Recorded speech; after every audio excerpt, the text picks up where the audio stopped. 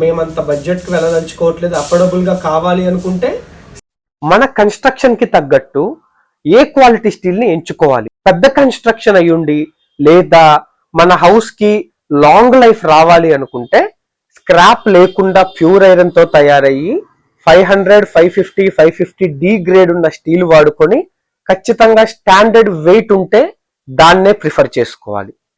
కాదండి మరి మాది గ్రౌండ్ +1 కన్స్ట్రక్షనే, మేమంత బడ్జెట్కి వెళ్ళదలుచుకోవట్లేదు, అఫోర్డబుల్గా కావాలి అనుకుంటే స్క్రాప్ తో తయారైనా పర్వాలేదు, కానీ స్టాండర్డ్ వెయిట్ ని మాత్రం తప్పకుండా పాటించాలి.